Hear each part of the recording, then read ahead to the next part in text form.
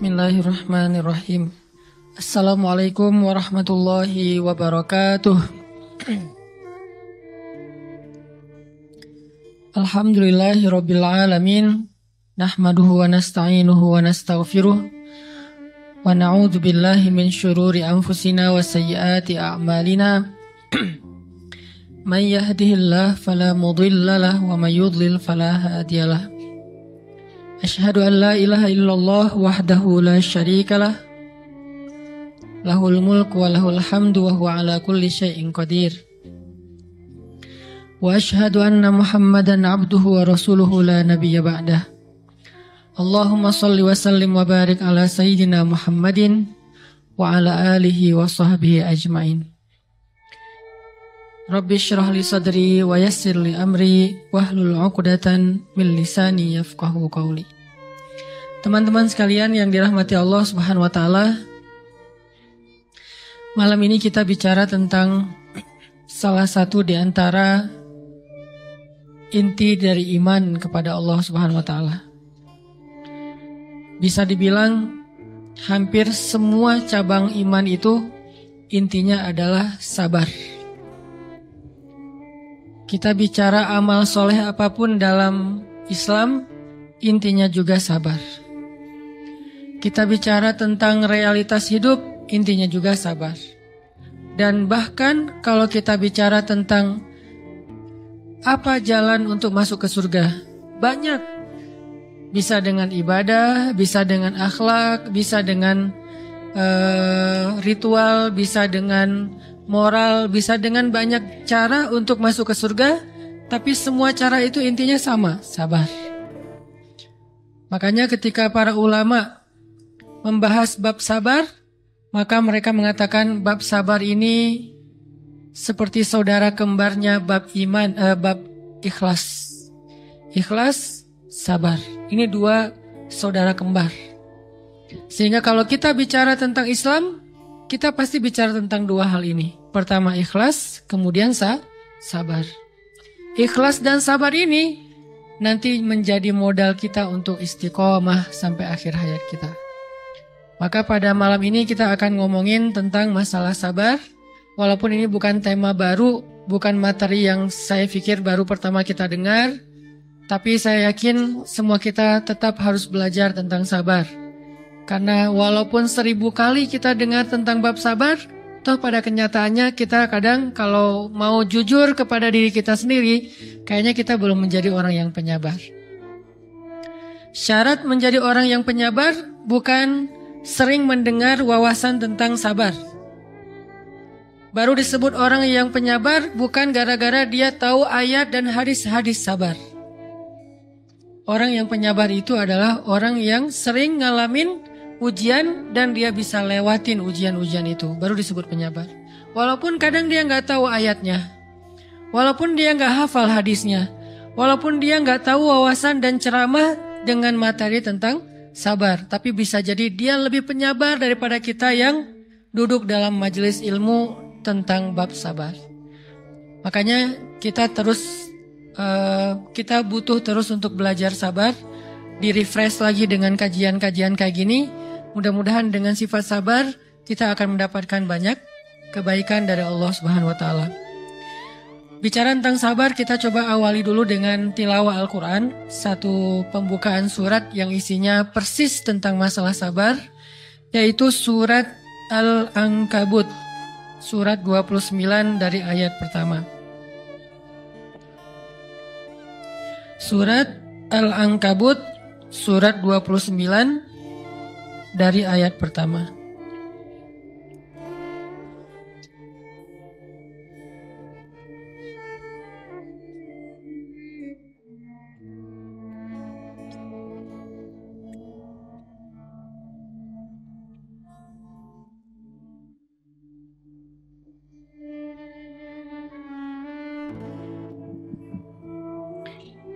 A'udzu billahi minasy syaithanir rajim. Silakan.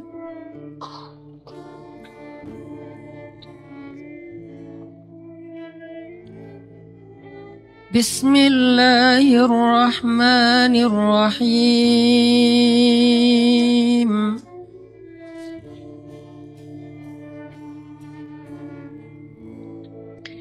Alif Lam Mim.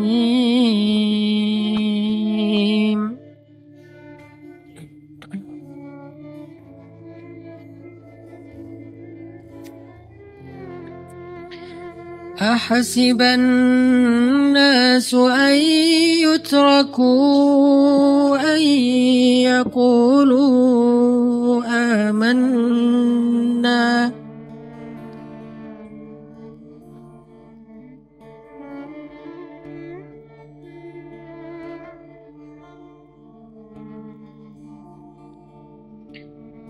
أن يقولوا آمنا وهم لا يفتنون.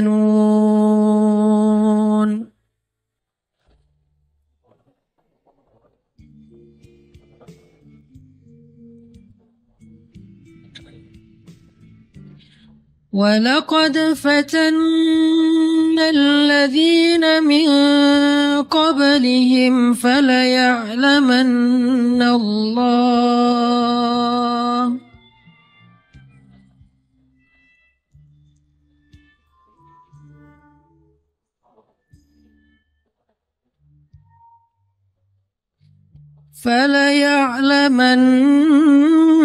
الله الذين صدقوا وليعلمن الكاذبين.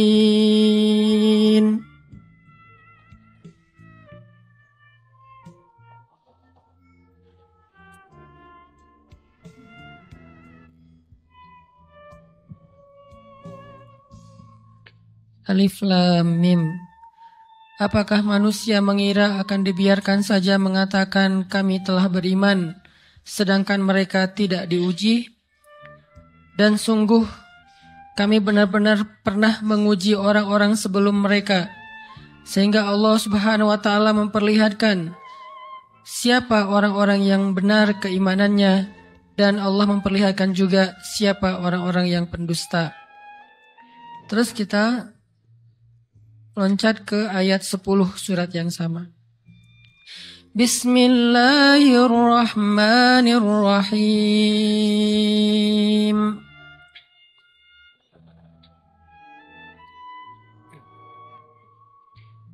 Wa minan nasi man yaqulu amanna billah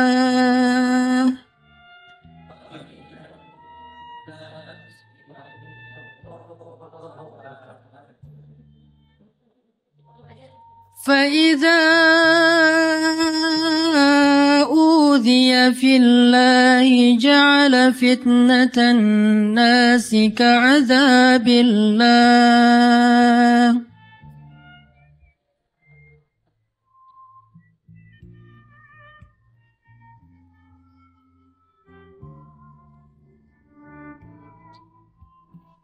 ولئن جاء نصر من ربك ليقولن إنا كنا معكم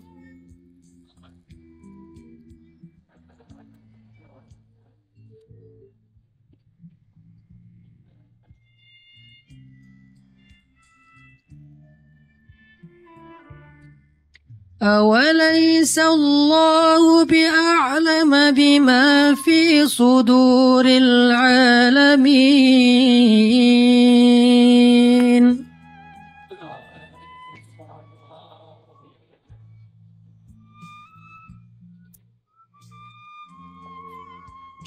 وليعلمن الله الذين آمنوا وليعلمن المنافقين.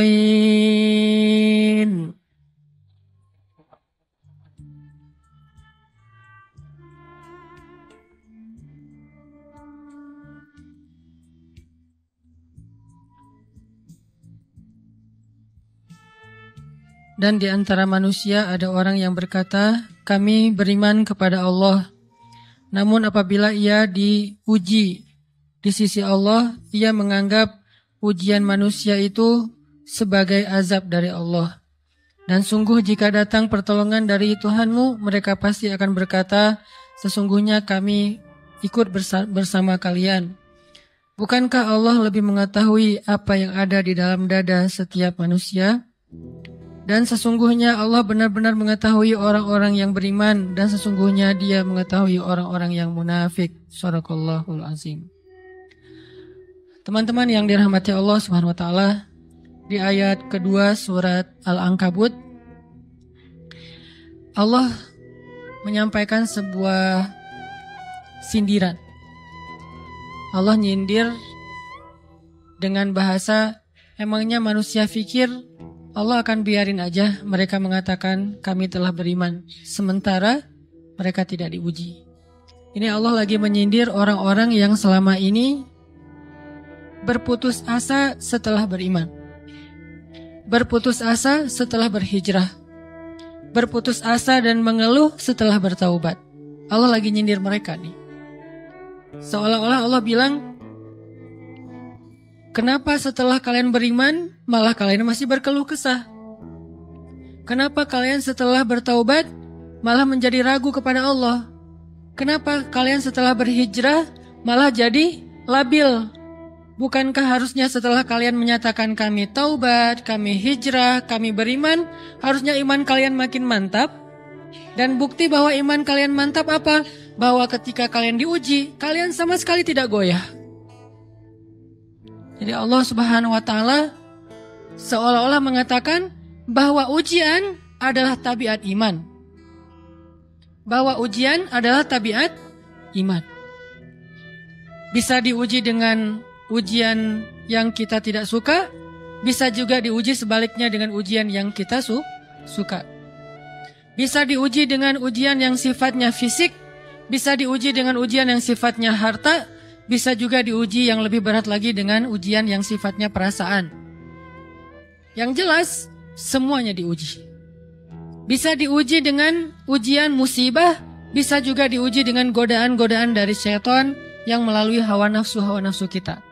Bisa diuji dengan kemarahan, dipancing oleh orang lain untuk marah, dipancing di sosmed untuk ngebalas komen-komen mereka, dipancing untuk berdebat, dipancing untuk akhirnya kita saling menjudge, saling menjatuhkan, saling menjelekkan. Ini semuanya bentuknya ujian. Makanya Allah Subhanahu wa taala mengatakan di pembukaan surat Al-Ankabut, kalau ujian itu adalah tabiat iman. Ujian dan keimanan itu nggak bisa dipisahkan.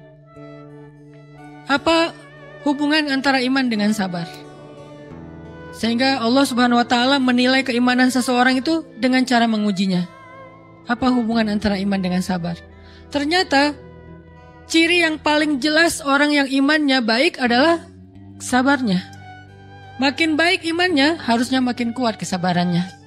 Jadi orang yang paling beriman itu tidak dilihat dari wawasan agamanya. Itu lebih kepada orang yang berwawasan luas, yang ilmunya banyak, tapi belum tentu orang yang wawasannya luas adalah orang yang paling baik imannya, belum tentu.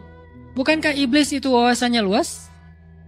Dia mengerti banyak hal yang bahkan kita nggak ngerti. Iblis ngerti tentang dunia di langit. Iblis mengerti tentang alam yang ada di surga, alam yang ada di akhirat. Iblis tahu, bahkan udah masuk surga. Jadi ilmu iblis lebih banyak daripada kita sekarang. Tapi kenapa iblis malah tidak sebanding antara ilmunya, wawasannya dengan ketakwaan dan kesolehannya? Karena iblis tidak sabar dengan sebuah ujian. Ujian iblis apa? Eksis. Itu ujiannya iblis. Dia udah lama eksis, followersnya banyak. Setiap dia posting, orang berlomba-lomba jadi first like. Setiap dia posting, di-repost rame-rame. Di YouTube viral. Channelnya tuh paling banyak subscribersnya. Iblis. Coba cari nanti di YouTube iblis. Ada nggak channel?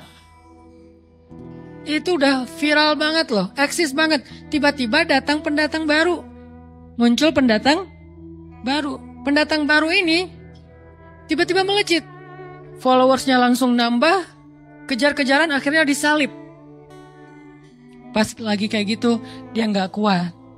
Dengan ujian nama besar, ujian eksistensi, ujian popularitas, ujian siapa yang lebih dihargai, ujian-ujian kayak gitu. Sama kayak kita kadang-kadang ngerasa udah banyak jasa dalam sebuah organisasi, udah banyak jasa dalam sebuah komunitas, udah banyak jasa dalam sebuah lingkungan, masjid, sekolah, organisasi, teman-teman. Kita yang paling sering berkorban. Tapi ternyata yang eksis, yang masuk media, yang masuk TV justru orang lain. Itu kan ujian ya. Nah ini nih yang kadang-kadang ujian namanya zulzilu, diguncang perasaannya. Bukan diuji dengan fisik, kadang-kadang ujian sakit, capek, lelah, buat kita bisa kita lalui tuh dalam sebuah organisasi nih. Kita lagi bikin kegiatan sosial, baksos di sekolah, dengan OSIS-nya, dengan ROHIS-nya, di kampus, dengan PEM-nya, dengan LDK-nya, kita bikin acara baksos. Kan effortnya lumayan ya. Kita begadang untuk meeting, kita survei lapangan, kita kerja, malah tidur sehari cuma 1,5 jam, 2 jam. Fisik kita lelah, fisik kita capek, kadang sampai sakit. Sampai dirawat di rumah sakit gara-gara kena misalnya tipes gitu, gara-gara kita habis-habisan bekerja. Itu buat kita nggak masalah. Ujian fisik kita lalui. Dan besok mau ngadain lagi, kita yang paling semangat dan aktif. Nggak masalah capek juga. Nggak masalah juga kita lelah. Nggak masalah kurang tidur. Nggak masalah berjalan jauh. Nggak masalah. 1. Ujian harta. Kita yang justru nombokin. Kita yang nalangin dulu modal-modal untuk kegiatan-kegiatan tersebut. Kalau ternyata nggak tercover dananya, akhirnya nggak bisa dibalikin talangan kita, nggak apa-apa, kita ikhlas. Kita berkorban dengan harta kita. Butuh apa? Saya bayarin. Butuh apa? Kita lewatin ujian harta. Tapi begitu ujian perasaan, kita udah capek, lelah, kurang tidur, nombokin, nalangin, habis-habisan. Ternyata teman kita yang jadi ketua panitia ada kadang cuman masalah itu doang. Atau dia yang jadi PR-nya. Yang namanya PR ketika diliput oleh media kan dia yang muncul mukanya kan. Akhirnya diundang oleh misalnya hitam putih lah atau apalah. Kok dia yang muncul di sana? Atau diundang berdua tapi sampai di sana dia yang banyak ngomong, kita diam aja. Pulang-pulang pundung. Begitu besok mau ngadain lagi udah gak mau terlibat. Left group. Kenapa itu terjadi? Ujian zulzilu, perasaan. Itu yang dialamin oleh iblis. Iblis rela banget disuruh beribadah, sujud beribu-ribu tahun, kuat iblis. Kalau kita mungkin jidatnya hitam, kalau iblis mungkin udah kepala-kepalanya hitam, saking rajinnya sujud. Wah, ibadahnya udah ribuan tahun. Iblis disuruh berkorban dengan harta yang dia miliki, dia kasih aja semuanya. Tapi kalau disuruh dia ngalah dari Adam untuk memimpin alamin, menjadi khalifatullahi fil ard, menjadi pemimpin wakilnya Allah di muka bumi, buat iblis ini berat. Kenapa dia? Ana khairum min, saya lebih baik daripada dia. Saya lebih senior daripada dia. Saya lebih sehat daripada dia. Saya lebih keren daripada dia. Saya lebih. Ujian emosional, ujian ego, ujian perasaan. Itu yang lebih berat buat kita. Kadang sakit dan dirugiin orang lain, teman segala macam kita masih oke lah. Selama ini asal kita ngumpul selalu gua yang bayarin, oke deh, nggak usah dibahas. Baru dibahas nanti pas sakit hati. Kalau belum sakit hati kan nggak dibahas kan? Nggak apa-apa deh, kita terus yang bayarin, kita traktirin ngopi apa segala macam. Nggak pernah dibahas. Kebersit sih di benak kita, cuman nggak mau dibahas. Kenapa? Udahlah biarin aja, easy going. Kemudian kayak kita yang capek harus rempong sana kemari segala macam. Selalu acaranya di rumah kita. Akhirnya kita yang bayarin, kita yang rempong, nyiapin segala macam, bebersih sendiri. Tapi begitu ada yang nyakitin perasaan kita sedikit aja, semua itu balik lagi. Dari dulu ya. Nah, keluar kan? Kenapa? Dipancing oleh ujian perasaan. Jadi ternyata yang paling berat itu adalah zulzilu, diguncang perasaan. Kita kadang-kadang habis-habisan buat seseorang, nggak masalah. Hujan-hujanan dia yang pakai jas hujan, kita nggak pakai apa-apa, nggak apa-apa. Sakit-sakitan juga, dikerok dan segala macam, biarin aja. Kalau perlu misalnya kalau bannya lagi kempes, dia naik Grab, kita dorong-dorong motor terus cari tempat segala macam sampai tengah malam. Nggak apa-apa deh buat dia. Apa sih yang nggak buat kamu? Begitu dia selingkuh, keluar semuanya. Mulai list report keuangan. Wah dulu sekian, sampai uang receh-receh juga dihitung kan ya. Kenapa bisa kayak gitu? Perasaan kan? Nah ini nih yang kita coba belajar. Mungkin malam ini kita lebih banyak membahas tentang sabar terhadap ujian perasaan. Karena banyak macam-macam ujian. Nah gimana kita memanage perasaan kita? Gimana cara kita merecovery perasaan kita dengan bab sabar? Insya Allah nanti akan kita lanjutkan setelah selesai sholat isya. Barakallah. Bismillahirrahmanirrahim. Teman-teman yang dirahmati Allah Subhanahu wa taala, kita lanjutkan tentang masalah sabar. Terutama sabar zulzilu, ketika kita diuji dengan ujian ego, marah, perasaan, sakit hati, yang kayak gitu-gitu. Ini ujian jauh lebih berat daripada ujian fisik dan ujian harta. Termasuk rasa cinta, rasa benci, kadang itu menjadi ujian. Kenapa ujian bikin kita jadi tidak lagi logis, nggak realistis, dan kadang-kadang mengabaikan hal-hal nilai-nilai yang kita selama ini pegang sebagai satu kebenaran. Kita ngabaikan batasan-batasan syariat. Ini semuanya ujian dari Allah Subhanahu wa taala. Sehingga tidak disebut orang yang beriman kecuali ketika Allah Subhanahu wa taala melihat dia sabar dalam ujian. Kalau dia nggak sabar dalam ujian, malah di dalam pembukaan surat Al-Ankabut tadi Allah menggolongkan mereka termasuk orang-orang yang munafik. Apa arti yang orang munafik? Orang yang mengaku beriman tapi sebetulnya dia tidak beriman. Apa salah satu buktinya? Dia tidak sabar. Jadi kalau kita mau menilai diri kita mukmin atau munafik, dan ini bukan materi untuk menjudge orang lain. Oh ternyata dia itu munafik, bukan. Lagi-lagi konsep kita belajar itu angle-nya untuk diri kita sendiri. Saya sangat tidak merekomendasikan kita belajar untuk mendapatkan kaca pembesar, mencari-cari kesalahan saudara kita. Tapi kita belajar untuk semakin bisa bercermin untuk menemukan aib dan kekurangan diri kita. Jadi semakin kita tahu ilmu agama, semakin kita tahu ayat dan hadis, semakin kita punya cerminan untuk menilai diri kita dan memperbaiki diri kita. Bukan nyari kaca pembesar untuk memperjelas aib-aib dan kesalahan orang lain. Kalau kita pengen menilai diri kita ini orang yang mukmin atau munafik, caranya lihat aja kita sabar nggak nih, terutama dalam masalah emosional, dalam masalah ego, dalam masalah marah, dalam masalah hawa nafsu, dalam masalah perasaan cinta, dalam masalah benci segala macam. Masih bisa nggak kita adil bahkan kepada orang yang kita benci? Adil kepada orang yang kita benci, adil kepada musuh sekalipun. Bahwa jangan sampai kita gara-gara nggak suka kepada seseorang, kita berlaku zalim kepada dia. Jangan. Ini berarti kita harus melawan ego kita sendiri. Ego untuk memaafkan orang lain, ego untuk bisa melupakan kesalahan orang lain, ego untuk bisa berlapang dada dengan hal-hal yang gak nyaman daripada orang lain. Ini adalah ujian yang paling berat. Di situ kita bisa lihat kita nih mukmin atau munafik. Kalau gak pernah sabar sama sekali dalam masalah ego, dalam masalah emosional, berarti jangan-jangan kita tergolong di antara orang-orang yang kata Allah, wa ma hum bimu'minin. Mereka bukan orang yang beriman. Kata Allah di surat Al-Ankabut, mereka itu adalah wala ya'lamannallahul munafikin, orang-orang yang munafik. Nauzubillah min dzalik. Kalau kita merasa pernah sabar terhadap emosi kita, sekarang kita lihat sesering apa kita sabar terhadap emosi kita. Maka derajat seorang mukmin tergantung tingkat kesabarannya.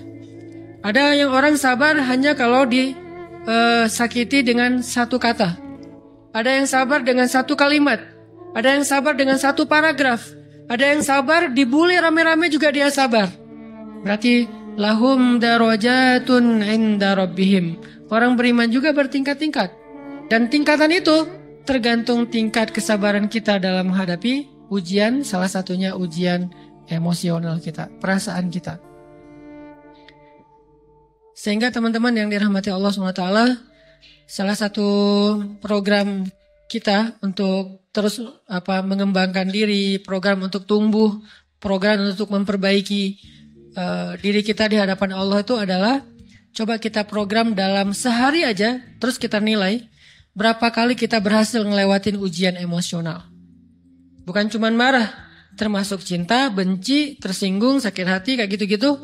Berapa kali kita bisa berhasil melewati itu dalam sehari. Gak usah seminggu, sehari aja. Di jalan, sama temen, di grup WA, di IG, di Twitter, di mana gitu. Coba kita lihat berapa kali kita bisa menahan diri kita dan bersabar. Bukan berarti tidak respon ya, bukan berarti pasif. Kita bisa merespon tapi dengan cara yang elegan. Kita bisa merespon tanpa harus memperlihatkan emosional yang meledak-ledak. Bukan berarti ketika disakiti orang, dihina dan segala macam kita diam aja. Gak selalu kayak gitu. Kadang-kadang kita perlu merespon untuk mengklarifikasi, tabayun kalau kata orang-orang yang dalam ilmu fikih. Kita harus tabayun. Tapi tabayun dengan marah itu beda. Tabayun dengan mencela itu beda. Sehingga kita mencoba menahan diri berpikir, aduh capek kalau gitu. Tapi kan ini bagian dari pembelajaran. Makin terbiasa kayak gitu, terbiasa elegan, maka otomatis jadi nggak terlalu repot lagi. Kan awal-awal bersikap pengen yang bijaksana, yang elegan, yang dewasa, itu kan kadang-kadang harus diusahain ya. Karena belum mengkarakter.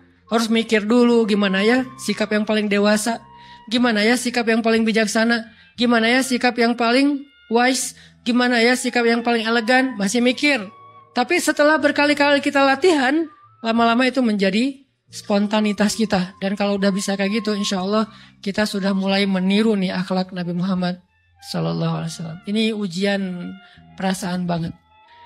Kalau tadi saya ngasih contoh diselingkuhin itu sebetulnya cuman bercanda ya. Karena diselingkuhin ini pastinya bukan ujian, tapi musibah. Pengkhianatan ya, tidak ada tempat. Gimana kita ngelawan perasaan kita kalau lagi kayak gitu? Gimana kita ngelawan perasaan kita kalau lagi diuji? Gimana cara kita bersabar? Karena iman dan sabar itu bisa dibilang satu paket. Nggak disebut orang beriman kalau nggak sabar. Dan insya Allah orang yang sabar itu adalah ciri-ciri orang beriman. Gak mungkin disebut orang beriman kalau gak sabar. Kita pikir memang iman itu hanya ucapan. Kalau iman itu cuma ucapan, inna sholati wa nusuki wa mahyaya wa mamati lillahi rabbil alamin, gampang. Kalau iman itu cuma ucapan, hasbiyallah wa ni'mal wakil, gampang. Kalau iman itu cuma ucapan, la haula wa la quwata illa billah, gampang. Kalau iman itu cuma ucapan iyyaka na'budu wa iyyaka nasta'in, gampang. Tapi Allah mengatakan wa ma hum bimu'minin. Hasiban nasu ayyutraku ayyaqulu amanna wa hum la yuftanun. Emangnya cukup dengan hanya mengatakan kami telah beriman lalu tidak diuji? Ternyata iman adalah sabar dalam ujian. Jadi nggak mungkin orang disebut beriman sementara dia tidak sabar, sementara dia emosional, sementara dia temperamen, sementara dia orangnya meledak-ledak, sementara dia orangnya mengeluh, sementara dia orangnya berputus asa. Nggak mungkin. Karena ulama mengatakan la tayasu, jangan berputus asa. Fa innal yas laisa min akhlaqil muslim atau mukmin. Karena sesungguhnya keputusasaan bukan di antara akhlak orang yang beriman. Orang yang beriman itu tidak pernah berputus asa. Serumit apapun masalah kita, kalau kita punya yakin sama Allah bahwa Allah ala kulli syai'in qadir, maka kita pasti akan punya harapan. Kalau kita yakin bahwa Allahu Akbar, sebesar apapun masalah kita, Allah lebih besar daripada masalah kita kan? Bukankah kita mendengar Allahu Akbar, Allahu Akbar. Ada gitu yang lebih besar daripada Allah? Harusnya kita tidak pernah berdoa kepada Allah sambil mengatakan, ya Allah, saya punya masalah besar. Itu sama aja dengan kita ngeledekin Allah. Sama aja kayak kita datang ke teman kita bilang gini, saya mau pinjam duit. Enggak akan banyak kok, saya tahu kamu kalau kebanyakan kamu nggak akan sanggup. Kan nggak mungkin kita ngomong gitu kan ya. Saya lagi banyak hutang nih, saya mau minta tolong sama kamu. Insya Allah saya nggak akan minta seutuhnya. Saya tahu kamu juga kurang duitnya, saya minta dikit-dikit aja lah. Kan nggak gitu kan cara kita minta tolong. Sama aja kita doa, ya Allah saya punya masalah besar. Ngomong ke Allah punya masalah besar. Kalau kita ngomong ke manusia kayak gitu wajar, tapi ke Allah, ya Allah saya punya masalah kecil nih. Apa? Ada hutang sedikit, berapa? 100 M. Allah kan ghaniyun, maha kaya. Jadi jangan pernah mengatakan 100 M itu besar di hadapan Allah. Kita ngeremehin Allah banget. Bukankah Allah maha kaya? Jangan pernah mengatakan bahwa musibah kita, ditinggalkan orang yang kita cintai, dibully seluruh dunia, itu besar di hadapan Allah. Bukankah Allah cukup buat kamu, kata kamu? Inna sholati wa nusuki wa mahyaya hasbi Allah ni'mal wakil. Jadi Allahu Akbar. Sehingga kalau kita berdoa, ya Allah saya punya sedikit masalah. Bukankah Umar pernah mengatakan, ya nafsi, idza daqat alaikid dunya, fala taquli ya Rabbi indi hammun kabir, faquli ya hammun indi Rabbun kabir.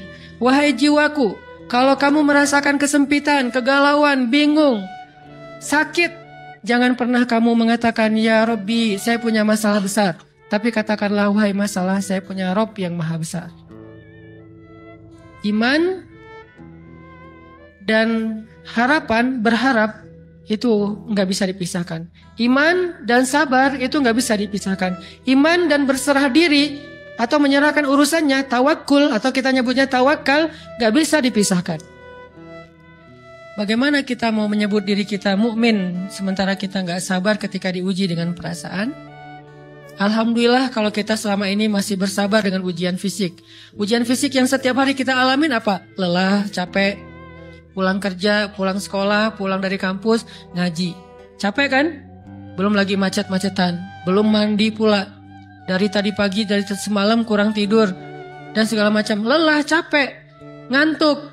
Kadang-kadang sampai drop kesehatan kita. Kita bisa lalui itu. Gak apa-apa, capek-capek juga. Yang penting saya pengen belajar.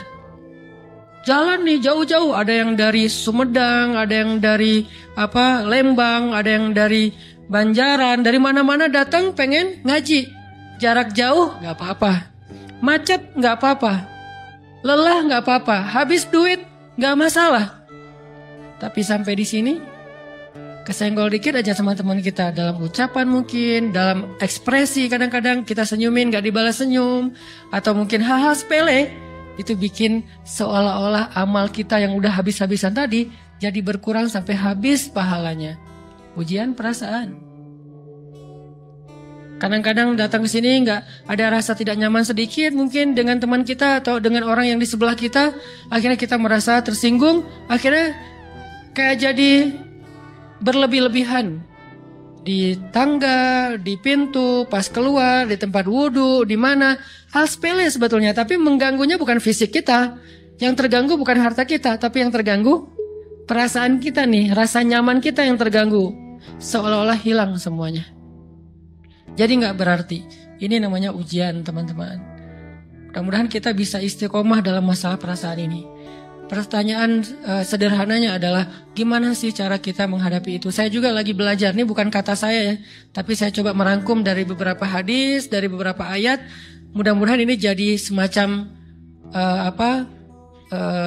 tips dari Allah, dari Rasul, cara kita supaya lebih sabar dalam menghadapi ujian, khususnya ujian perasaan. Pertama, saya mengambil dari hadis riwayat yang diriwayatkan dari Abu Hurairah, hadis Hasan. Nabi SAW mengatakan, "Ma yazalul bala'u bil mu'mini wal mu'minati fi nafsihi wa waladihi wa malihi hatta yalqallaha ta'ala wa ma alaihi khati'ah."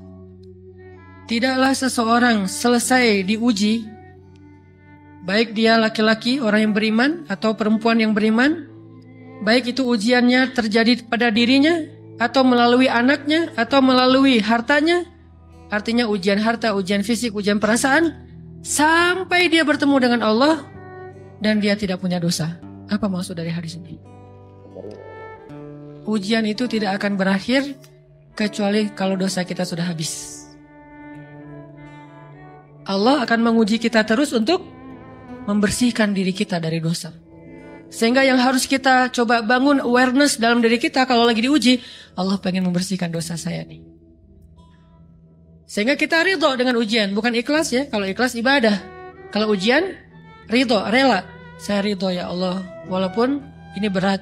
Saya ridho ya Allah, walaupun saya berharap Engkau beri jalan keluar. Saya ridho ya Allah, walaupun saya berharap ditolong oleh Allah. Tapi tetap ridho diberikan ujian itu, sambil berdoa diberikan jalan keluar, ditolong, diberikan keajaiban. Cuman gak mau mengeluh. Dan berdoa meminta jalan keluar, bukan mengeluh, itu ibadah. Berdoa itu ibadah dalam Islam. Sehingga Allah suka banget sama hamba yang berdoa. Allah suka dengan hamba yang curhat. Nabi itu kalau lagi curhat, doanya aja bisa berjam-jam cuma doa doang tuh. Kayak hadis Aisyah pas lagi cemburu malam-malam kan. Aisyah lagi tidur. Ini jatah malamnya Aisyah.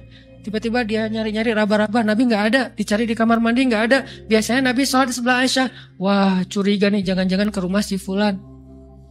Dicari ke rumahnya. Ditelepon gak aktif, mungkin lagi dicas. Datang ke rumahnya. Ketuk pintu. Hafsah, Nabi di rumah kamu enggak? Enggak Aisyah, beneran. Cari ke rumah Sofia. Sofia, Nabi di sini enggak? Enggak, beneran. Cari ke rumah Maria. Maria di sini enggak Nabi? Enggak. Kemana ya Nabi? Rumah istri-istri yang lain enggak ada. Pas balik ke rumahnya, ngelewat masjid, ngelihat Nabi lagi sujud di Masjid Nabawi, di mihrab. Dan Aisyah mendengar Nabi menangis sambil berdoa. Dan sujudnya itu seperti membaca 1 juz Al-Quran. Dan itu isinya doa nangis. Robbi. Jadi kalau kita katakan gak usah banyak berdoa sama Allah, malu. Justru Allah suka kepada hamba yang berdoa. Justru sebaliknya, kalau kita jarang berdoa atau enggan berdoa, buat Allah itu orang sombong. Allah gak suka hamba kayak gitu. Kamu gak butuh saya. Sama kayak kita lagi ada masalah, punya teman yang punya kelebihan harta, terus kita kayak bingung gitu nyari kesana kemari pinjaman, dia gak dikasih tahu. Pas dia tahu dari orang lain, dia ngomong apa? Kamu gak nganggap saya ya? Emangnya saya bukan teman kamu? Kok kamu punya masalah keuangan tapi saya nggak dikasih tahu, malah saya tahunya dari orang lain? Tersinggung kan? Kalau teman kita aja tersinggung, apalagi Allah. Kamu punya masalah kok nggak ngomong ke saya, wahai hambaku? Bukan berarti Allah nggak tahu. Allah tahu, cuman Allah berhak, bukan ingin ya, berhak untuk dilibatkan. Allah berhak untuk dicurhatin. Allah berhak untuk dijadikan tempat kita untuk habis-habisan menangis dan melampiaskan masalah kita kepada Allah dalam bentuk curhat-curhat dan doa. Sehingga kalau kita berdoa, ya Rabbi, Allah langsung inni qarib, mendekat Allah kepada kita. Jadi teman-teman yang dirahmati Allah, kalau kita punya masalah, kita coba bangun awareness, oh Allah pengen membersihkan dosa-dosa saya nih. Terus kita berdoa, ya Allah bantu saya, ya Allah tolonglah saya, istighfar.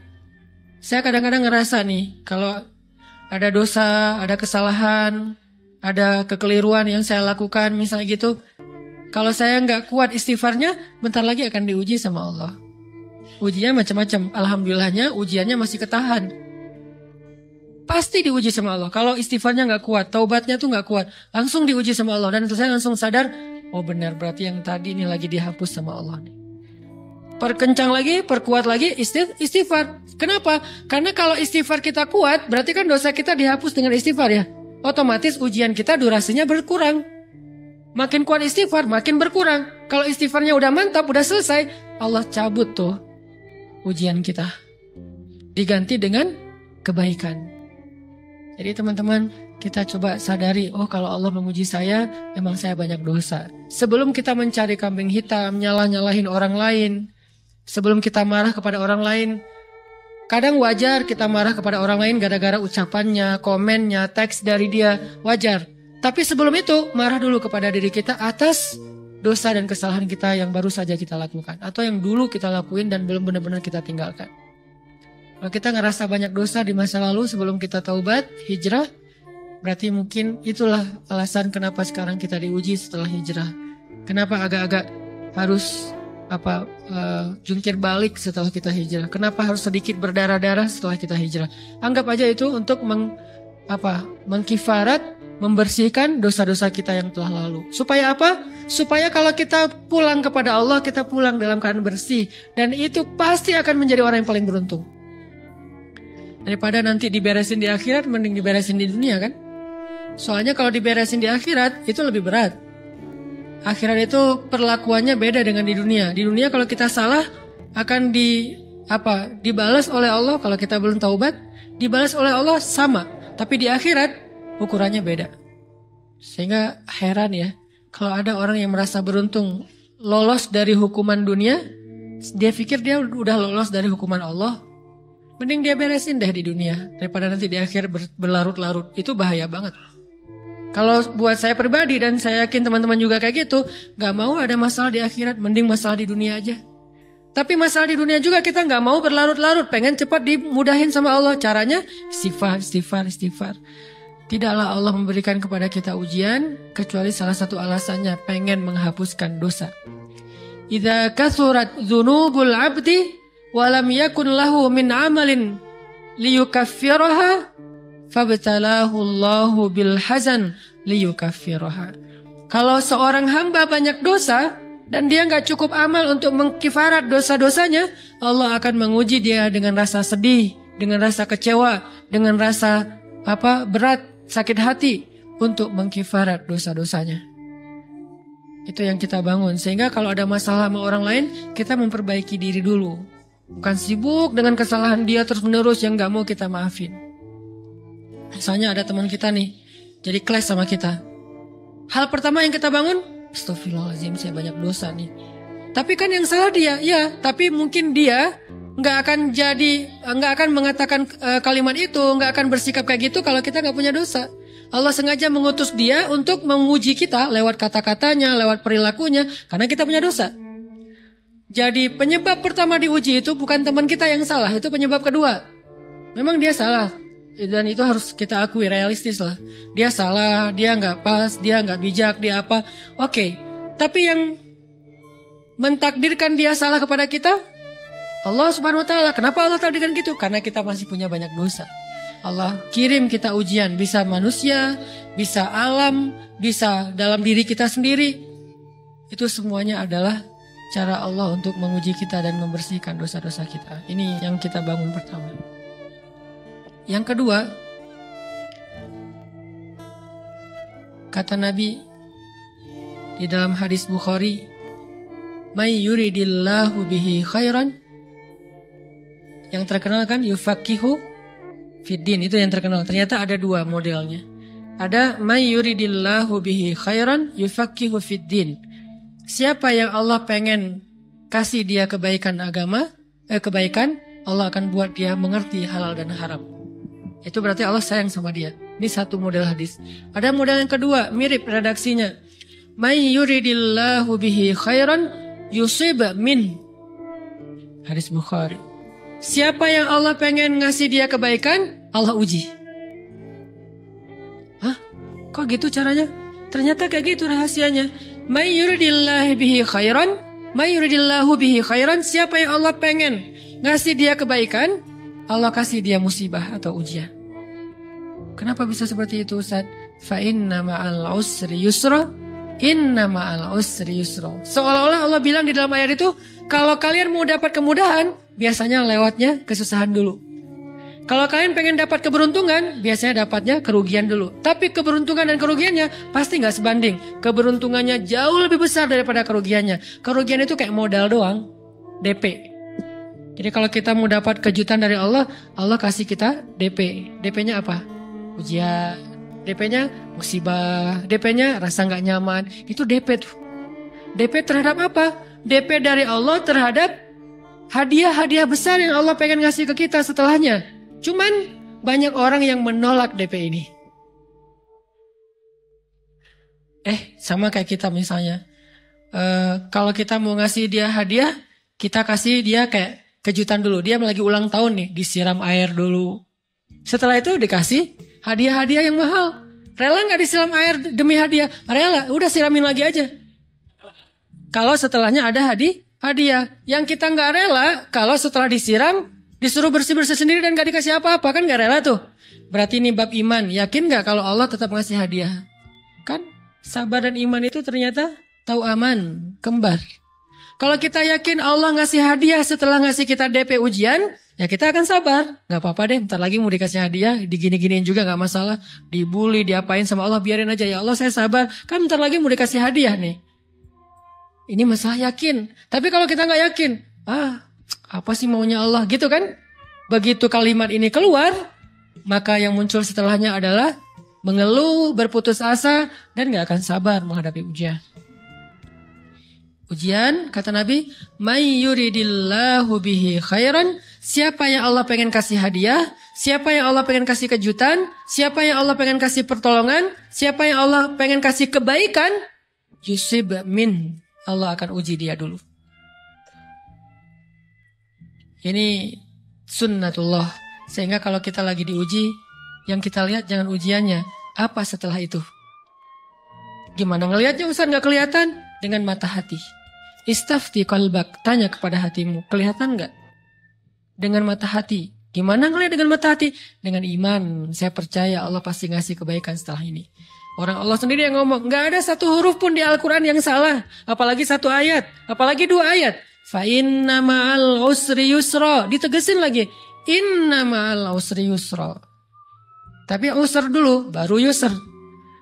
Dikasih kesusahan sedikit, dikasih kemudahan yang banyak. Dikasih kesusahan sedikit, dikasih kemudahan yang banyak. Ini yang kita coba bangun, tajdidul iman. Bangun memperbaharui yakin. Sehingga ketika kita diuji, sedih, wajar. Mengaduh sedikit, bukan mengeluh ya. Kalau mengeluh kan nyalahin Allah. Kalau ngaduh, yang namanya orang dicubit kan, itu ngaduh. Tapi kalau, apa sih maunya Allah? Nah itu ngeluh. Antara mengaduh dengan mengeluh berbeda. Mengaduh, itu manusiawi. Sedih, itu manusiawi. Air mata, bahkan bukan hanya manusiawi, itu rahmat dari Allah. Orang yang gak bisa menangis itu yang bahaya. Kalau kita masih bisa menangis, berarti kita masih peka hatinya. Bukankah anak kecil paling sering menangis? Berarti hatinya peka. Siapa lagi selain anak kecil yang paling sering menangis? Cewek. Cowok itu emang gak punya perasaan, makanya jarang nangis. Cewek dikit-dikit nangis, jangan bilang, cemen banget sih nangis, cengeng apa. Enggak, karena dia perasaannya lebih peka dari kita. Itulah kenapa Allah menitipkan bayi kepada perempuan. Kalau dititipin ke laki-laki hancur. Di balik kepekaan perempuan, di balik sensitifnya perempuan, di balik perasaannya yang luar biasa, di situ Allah Subhanahu wa taala menitipkan amanah, dia yang paling baik dalam merawat bayinya. Perempuan secara umum mungkin lebih banyak bicara daripada laki-laki ya. Walaupun ada orang yang perempuan pendiam banget, ada yang nggak ngomong sama sekali, misalnya diem-diem aja, ada. Tapi secara umum perempuan lebih banyak berucap daripada laki-laki. Emangnya ini kekurangan? Bukan. Ini kelebihan.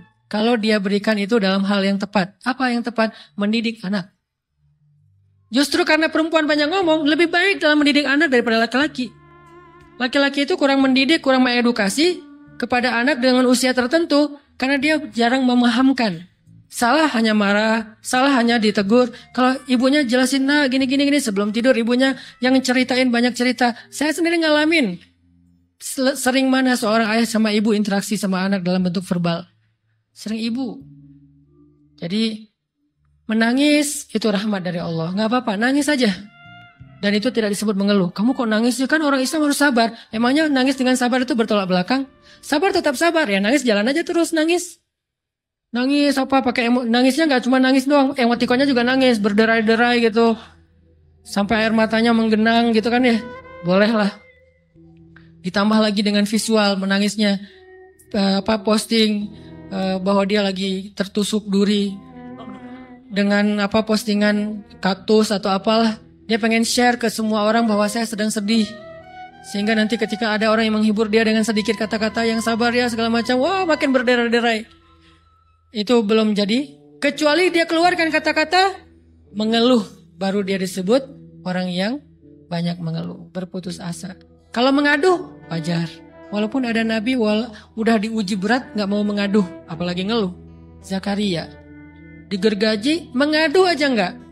Kenapa? Karena kata malaikat, kalau kamu mengaduh sedikit aja, maka Allah Subhanahu wa taala akan menghancurkan kaum ini.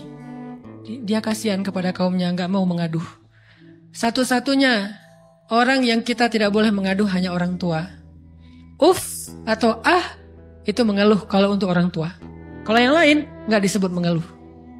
Kalau ke teman, Males lah, gak apa-apa. Jangan sering-sering tapi. Apaan sih? Ke teman boleh. Tapi ke orang tua, saja. Itu bukan lagi mengadu, itu sudah mengeluh. Khusus untuk orang tua. Kalau di antara manusia. Kalau kepada Allah dan Rasul, pastinya lebih dari itu.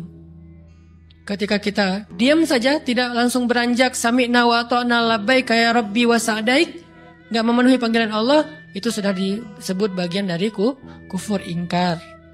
Tapi minimal kita mungkin masih mengadu, kita masih menangis, kita masih lelah, kita masih merasa lemah. Setidaknya kita tidak mengeluh. Kenapa? Kita percaya Allah kalau mau ngasih hadiah kepada hambanya, DP-nya itu ujian. Dan yakinlah hadiahnya minimal 10 kali lipat lebih baik daripada ujian itu. Minimal, karena gak ada amal soleh yang dibalas di bawah 10 kali lipat tuh gak ada.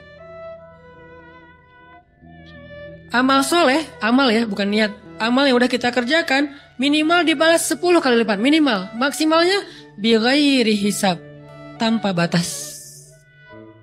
Bighairi hisab, tanpa batas. Ada yang 700 kali lipat kayak sedekah. Tapi tetap aja ayat sedekah di akhirnya ujung-ujungnya apa? Bighairi hisab juga kan? Berarti sedekah itu minimal dibalas 700 kali lipat. Minimal. Kalau kita yakin. Selalu syaratnya kalau kita yakin. Dan saya ngebuktiin itu banget. Saya pernah ngalamin lagi jalan-jalan di sebuah kota yang ada becak kayuhnya, becak sepeda gitu ya. Jalan terus saya bilang, Pak berapa ongkosnya? 20.000. Udah naik aja 20.000. Karena kita keliling-keliling kota, ternyata saya jadi kasihan sama dia 20.000. Kasihan kan 20.000 dibayar keliling kota, walaupun pas mampir beberapa tempat mungkin dia dapat tips ya. Tapi saya nggak tega gitu, dia cerita tentang anaknya lagi sekolah, apa segala macam, makin bikin baper kan. Pas selesai, saya kasih dia 100.000. Dari 20.000 dikasih 100.000 karena kasihan. Dan saya yakin, nggak mungkin sedekah itu sia-sia. Kan Nabi bersumpah kan, demi zat yang jiwaku di dalam genggamannya, tidak berkurang harta karena sedekah. Demi Allah, kata Nabi, nggak berkurang harta karena sedekah. Berkurang harta karena belanja? Ya. Berkurang harta karena pacaran? Banget. Modal banget kan? Apalagi buat cowok. Tapi berkurang harta karena sedekah? Gak mungkin, kata Nabi. Demi Allah gak berkurang harta karena sedekah. Berkurang harta karena istri? Enggak. Karena memberi kepada istri itu pahalanya lebih gede daripada sedekah. Makanya ngemodalin pacaran setelah nikah itu tumbuh berkah. Modal pacaran sebelum nikah itu hapes. Jadi kalau pengen modal nih, ngemodalin cewek, traktir, ngapa-ngapain, bayarin, jangan sebelum nikah. Sebelum nikah jadi orang pelit aja, nggak apa-apa. Tapi setelah nikah, jor-joran ngasih, apalagi yang, bayarin semuanya. Kenapa? Pahalanya lebih gede daripada sedekah. Bahkan lebih gede daripada infak fi sabilillah. Seorang suami memberi nafkah istri, itu pahalanya terkadang lebih besar daripada kita berinfak untuk fi sabilillah, untuk korban perang. Saya heran kalau ada orang sedekahnya rajin tapi ke istrinya kikir, aneh, berarti dia nggak ngerti konsep. Padahal memberi kepada istri itu selama itu kebutuhan pokok ya, dan sedikit entertain, nggak apa-apa asal nggak berlebihan, itu luar biasa. Makanya saya kalau jalan sama istri yang mana? Itu yang Onit suka. Oh ya, Onit suka. Kasih aja. Kenapa? Minta ini. Kasih. Selama ada kan kenapa nggak dikasih kan ya? Nanti Allah ganti. Makin rajin kita ngebayarin istri kita, ngebelanjain istri kita, makin Allah ngasih yang kita nggak pernah duga-duga, sampai istri kita cemburu sama kita. Kok kamu duitnya banyak banget sih? Kan gara-gara aku sering ngasih ke kamu. Ya udah sini lain lagi. Mau ditransfer berapa gitu kan ya?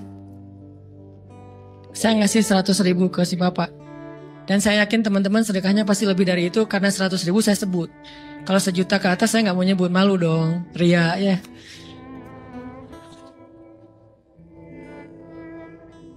Sebenarnya nggak pernah sih. 100.000 deh, karena kan kecil. Saya kasih 100.000. Ternyata begitu saya kasih 100.000, dia doa.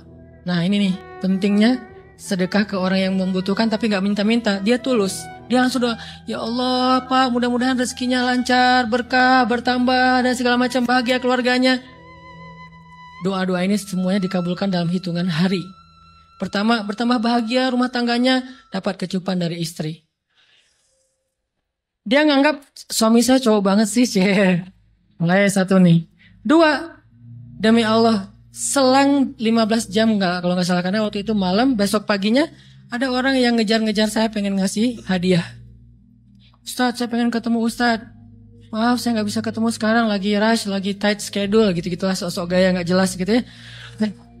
Terus bilang, Ustadz saya pengen banget ketemu. Dia nggak ngomong pengen ketemu apa. Kalau dia bilang mau ngasih duit kan langsung saya prioritaskan kan ya. Berhubung dia nggak ngomong, ya udahlah, saya sosok jual mahal gitu. Tapi yang namanya rezeki kan gimana kita tolak, dia datang kan. Saya nolak. Pokoknya sebentar aja, 5 menit nggak akan ganggu waktu Ustadz. Ya udah besok pagi ya pas breakfast gitu. Pakai gaya-gaya dikit breakfast. Pas breakfast, oh ya siap Ustaz, jam berapa? Jam 8. Udah janjian jam 8. Mungkin orangnya nih dengar live streaming, Pak jazakumullah khair jaza. Makasih banyak, mudah-mudahan Allah tambahkan rezekinya. Terus beliau besok mau flight ke luar kota jam 8. Akhirnya ngubungin lagi malamnya, Pak Ustaz maaf gak bisa ketemu besok. Karena saya jam 8 itu jadwal terbang. Oh ya udah gak apa-apa, senang dong saya gak jadi ketemu kan. Tahu gitu kan nyesel saya tuh, senang. Besok pagi jam 6, Pak Ustadz, alhamdulillah ternyata penerbangan saya di-delay ke jam 11. Allah delay penerbangannya demi ngasih rezeki buat saya. Kan luar biasa kan? Ini hikmah kepedean saya, kegeeran kepada Allah gitu. Di-delay demi saya. Kan kadang-kadang GR ya di depan Allah ya. Rabbi akraman kan gitu ayatnya. Allah memuliakan saya dengan istighfar tetap. Akhirnya saya bisa ketemu Ustadz. Saya nggak baca WA-nya. Terlambat baca, baru baca jam 8. Dia udah mulai agak putus asa. Kayaknya udah mungkin ketemu nih. Jam 8 pas saya baca, ternyata orangnya nggak di delay. Ya udah saya balas, ya udah sekarang saya tunggu ya jam 9. Maaf, cuma sebentar. Nggak apa-apa Ustaz, 5 menit. Datang dia. Datang ngasih apa coba? Kasih duit 200 juta. Demi Allah. Cuman berselang beberapa jam, saya tolak-tolak. Tahu gitu Pak, datang malam ini aja.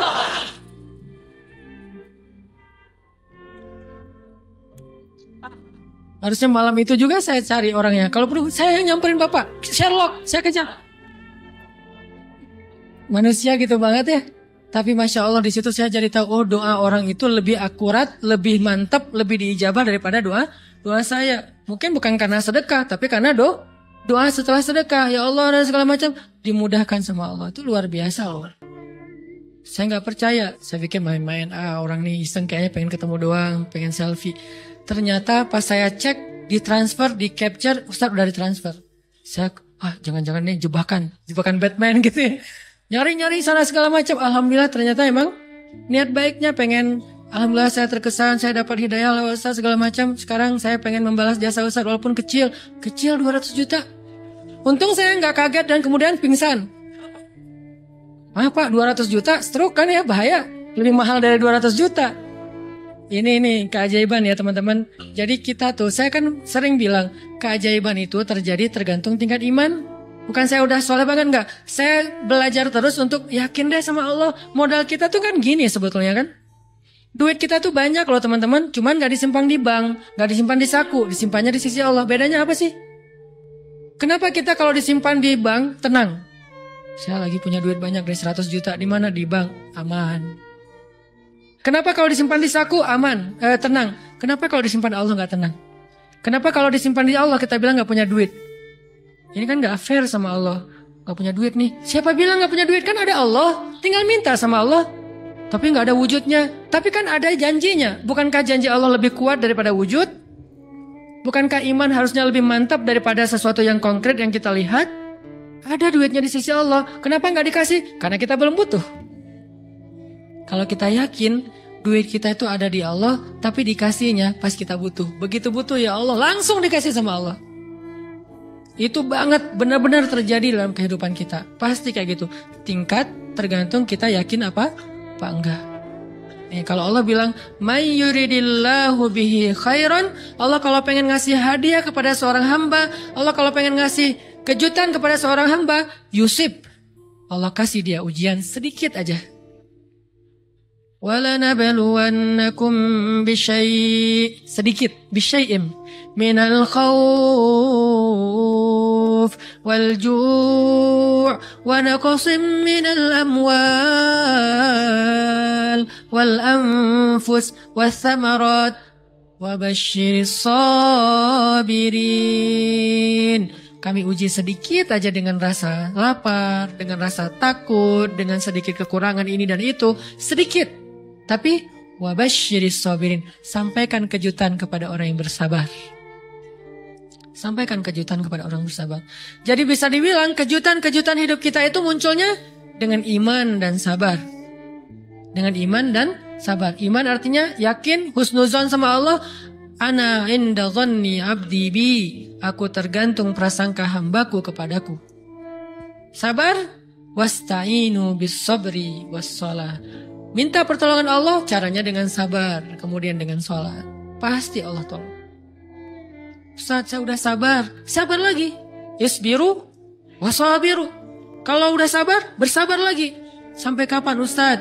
Sampai Allah Subhanahu wa taala benar-benar mengakui kesabaran kita. Setelah itu Allah pasti kasih. Terus apa yang harus saya lakukan Ustaz? Buktikan di hadapan Allah kita itu hamba yang penyabar. Jangan bilang ya Allah saya akan sabar. Jangan, tunjukin aja.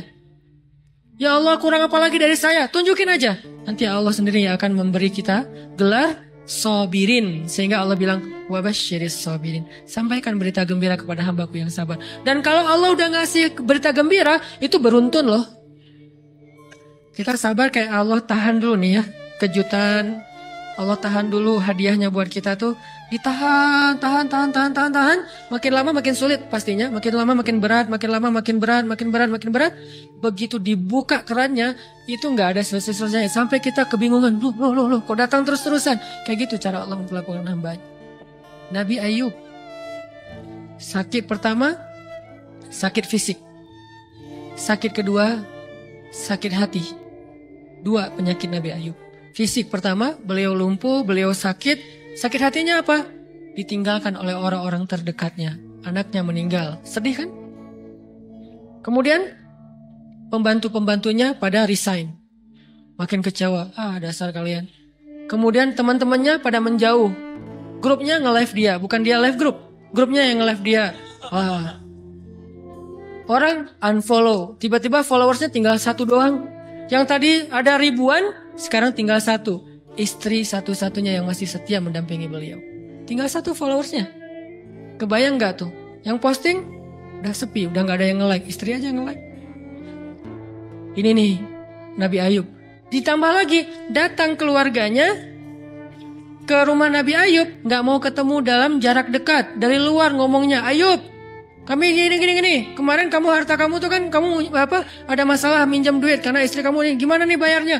Terus mereka tutup muka, nggak mau tertular. Mereka bilang jangan dekat-dekat dengan Ayub. Yang lebih parah lagi ada yang sampai nuduh gini. Ternyata ya, kamu itu selama ini bukan orang soleh. Selama ini kamu tuh pura-pura pencitraan ordai. Ini buktinya nih. Ternyata akhirnya Allah tunjukin juga borok kamu, aib-aib kamu. Ternyata kamu itu selama ini orang munafik. Jadi Nabi Ayub malah dituduh orang jahat, orang yang terkutuk, yang selama ini mencitrakan diri sebagai orang baik, gara-gara sakit itu dituduh sedemikian. Sedih luar biasa. Bertahun-tahun, ada riwayat mengatakan 17 tahun, ada yang mengatakan lebih atau kurang. 17 tahun ditahan semua kebaikan oleh Allah, kecuali 1, iman. Sehingga Nabi Ayub tetap yakin Allah maha baik. Pokoknya yakin Allah maha baik. Allah, gimana pun diuji, Allah maha baik. Diambil anaknya, Allah maha baik. Diambil kesehatannya, Allah maha baik. Diambil hartanya, Allah maha baik. Jadi orang yang tadinya paling kaya di negerinya, sekarang paling miskin di negerinya. Kebayang gak tuh dibalik 180 derajat. Yang tadinya paling kaya, gak ada yang lebih kaya daripada Ayub. Sekarang yang paling miskin, gak ada yang lebih miskin daripada Ayub. Allah maha baik, Allah maha baik, Allah maha baik. Husnuzan kepada Allah. Dan itu gak sehari 2 hari. 17 tahun husnuzon kepada Allah. Pada puncaknya, ketika istri beliau harus menjual rambut, gundul, potong rambut, dijual demi apa? Udah gak tahu lagi ngemodalin apa untuk ngasih makan Nabi Ayub. Akhirnya nyari-nyari kerja gak ada yang nerima, jual rambut, pakai jilbab, di rumah gak buka-buka jilbab. Ayub curiga. Yang kenapa kamu gak buka jilbab di hadapanku? Gak apa-apa. Kan lagi musim panas, gak apa-apa. Akhirnya Nabi Ayub minta tolong dibukain, ada apa? Curiga kan? Pas dibuka udah botak rambut istrinya. Nabi Ayub menangis. Kenapa? Apa yang terjadi? Istrinya bilang, suamiku gak ada lagi modal buat kita makan. Saya cari-cari kerja sana sini, gak ada yang nerima. Bahkan untuk mandiin hewan aja gak diterima. Akhirnya saya jual rambut saya, mudah-mudahan bisa untuk kita makan beberapa hari. Istrinya keluar, Nabi Ayub menangis, baru Nabi Ayub berdoa. Itu juga doanya malu-malu dan husnuzon. Malu-malu, husnuzon. Gimana kalimatnya? Rabbi, massaniyaddur. Ya Allah, saya sakit. Gitu doang ngomongnya. Bukan, ya Allah udah sekian tahun saya sakit, saya gini, saya gitu. Enggak. Ya Allah, saya sakit. Wa anta arhamur rahimin. Tapi tetap, ya Allah buat saya engkau yang paling baik. Coba, masih ngomong gitu. Arhamur rahimin. Gak apa-apa. Jadi seolah-olah mau ngomong, ya Allah saya sakit. Tenang, saya gak ngeluh, ya Allah engkau tetap yang paling baik. Gitu coba Nabi Ayub ke Allahnya tuh. Langsung Allah munculkan mata air di bawah kaki Nabi Ayub.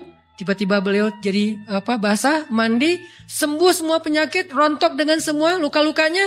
Dan wajah Nabi Ayub semua tubuhnya menjadi muda. Yang usianya tadi udah 80-an tahun. Tiba-tiba menjadi di antara 35 tahun. Itu usia ideal. Maaf ya, saya usianya kurang lebih segitulah. Usia penduduk surga antara 30 sampai 40 tahun. Itu usia penduduk surga. Dan usia itu mempertemukan dua kebaikan. Fisiknya sudah sempurna dan akalnya juga kebijaksanaannya sudah sempurna. Kalau di bawah 30 tahun, fisiknya sempurna, akalnya belum sempurna. Kalau di atas 40 tahun, akalnya sempurna, fisiknya sudah berkurang.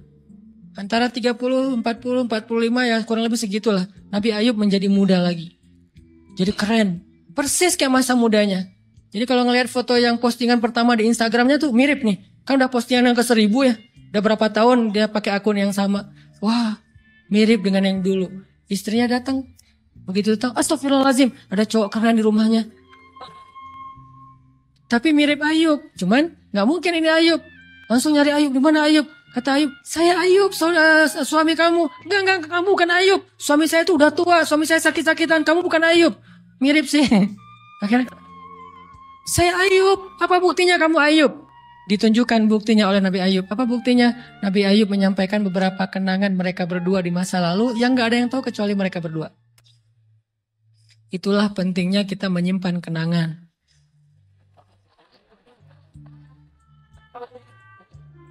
Kalau ada masalah gitu kan, nauzubillah harus operasi wajahnya. Kamu bukan suami saya. Ada buktinya apa? Ada satu hal yang cuma kita berdua yang tahu. Kalau perlu jangan satu hal, banyak hal ya. Cuman kita doang yang tahu. Orang lain gak tahu. Pas disebut itu, benar. Tidak ada yang tahu masalah itu kecuali kita berdua. Akhirnya dipeluk Nabi Ayub. Nabi Ayub ngajak istrinya untuk mandi di mata air yang sama. Istrinya mandi langsung muda lagi. Setelah itu Allah SWT beri mereka harta yang sangat banyak. Lihat kalau Allah udah buka. Pertama fisiknya disempurnakan lagi. Kemudian Allah turunkan air hujan. Diturunkan hujan bukan air. Hujannya dinar dan dirham. Di belakang rumah Nabi Ayub itu ada tempat penampungan gandum gitu kan. Ada 2 tempat penampungan. Turun hujan pertama, dinar. Sampai penuh penampungan gandum dengan dinar, koin-koin dinar. Yang 1 dinar mungkin harganya sampai 3 juta. Turun banyak. Kemudian turunnya lagi dirham. Penuh. Turun lagi di atas atap-atap beliau. Sampai rumah Nabi Ayub dipenuhi dengan dinar dan dirham. Ini apa? Nabi Ayub kaget. Setelah itu istrinya hamil. Setiap tahun ngelahirin 13 anak Nabi Ayub yang sudah Allah wafatkan. Lahir setahun satu. Wajahnya, karakternya, namanya semua persis seperti yang sudah Allah ambil. Seolah-olah mereka belum meninggal tapi mereka hanya pergi dan kembali lagi. Dibalikin semuanya. Dan Nabi Ayub lebih kaya berpuluh-puluh kali lipat daripada sebelum beliau sakit. Buah dari kesabaran. Artinya Allah kalau mau ngasih kebaikan yang berlipat ganda, yang luar biasa, yusib, Allah kasih dia ujian sedikit. Itu hadis Bukhari. May yuridillahu bihi khairan yusib min. Allah akan menguji dia. Dan yang terakhir yang kita coba bangun juga, ini saya yang lebih ke perasaan ya. Kalau amaliyahnya mungkin ustadz-ustadz lain mengajarkan amal riyadhah buat sabar segala macam. Ini lebih ke perasaan. Satu, kita yakin emang kita layak dikasih hukuman kayak gini, emang kita banyak dosa. Jangan terlalu besar kepala, saya nggak layak dihukum, saya nggak layak diperlakukan kayak gini. Kalau manusia ke kita wajar kita ngomong kayak gitu. Saya nggak layak diperlakukan kayak gini sama dia, oke. Tapi oleh Allah layak banget karena emang kita banyak dosa. Makanya kalau kita nggak kuat lama-lama digituin, banyak istighfar. Yang kedua, husnuzon, lebih keperasaan nih. Oh Allah pengen ngasih saya kejutan. Sabar. Sampai kapan? Sampai Allah benar-benar melihat kesabaran kita. Yang ketiga, nah ini juga lebih keperasaan. Allah itu kalau kangen kepada kita, ngasih kita ujian. Terutama kita yang kalau nggak dikasih ujian, jarang romantis sama Allah. Kalau udah dikasih ujian, Allah Akbarnya tuh bergetar gitu. Allah. Kenapa banyak ujian? Tapi kalau lagi normal, sholat sebelah kaki, santai aja. Kalau perlu bersandar gitu ya. Sholatnya nggak wudhu, tayamum cepet-cepetan, biar gampang gitu. Kan tayamum juga boleh Ustaz, kayak gitu-gitu lah. Kenapa? Kalau lagi normal. Doa, Rabbana atina fid dunya hasanah. Kalau misalnya baca dalam sholat, qul huwallahu ahad, itu juga dibagi 3 rakaat. Tapi kalau lagi diuji, Alif Lam Mim, Toha, Yasin, semua dibaca pembukaan surat. Khatam 30 juz teh. Kenapa? Lagi diuji. Sholat panjang, doa ya Allah, habis-habisan. Baru takbir udah nangis, Al-Fatihah aja nangis. Terus kalau ini baca Al-Quran, Bismillahirrahmanirrahim, khusyuk gitu. Tahajud, belum malam dia udah tahajud gitu.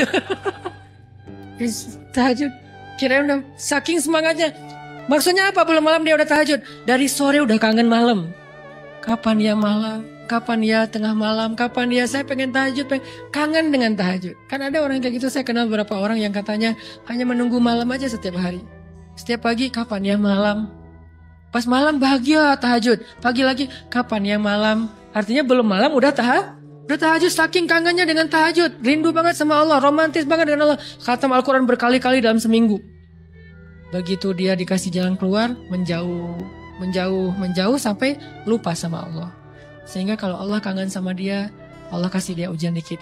Ta'ala ya abdi, kesini wahai hambaku, kesini. Biar kita berdua-duaan lagi nih. Kalau gak mau digituin, tetaplah dekat kepada Allah walaupun kehidupan kita dalam keadaan mudah. Tetaplah romantis sama Allah, tetaplah gampang tersentuh oleh ayat-ayat Allah walaupun hidup kita dalam keadaan normal. Mudah-mudahan 3 rahasia ini bisa menjadikan kita berhusnuzon dan terbangun awareness kita ketika kita lagi diuji. Terutama ujian-ujian yang spontan muncul dari kata-kata teman kita, dari sikap orang lain. Langsung ingat, oh saya mau ada dosa yang mau Allah hapus. Oh habis ini mau dikasih kejutan. Oh Allah lagi pengen dekat sama saya. 3 hal ini mudah-mudahan terus kita latih. Awarenessnya yang dilatih, bukan hadis-hadisnya yang dihafal. Mudah-mudahan ketika diuji spontan, kita langsung sadar, langsung balik on the track. InsyaAllah Allah subhanahu wa ta'ala istiqomahkan kita fis sarra wa fit dharra, dalam keadaan suka maupun dalam keadaan duka.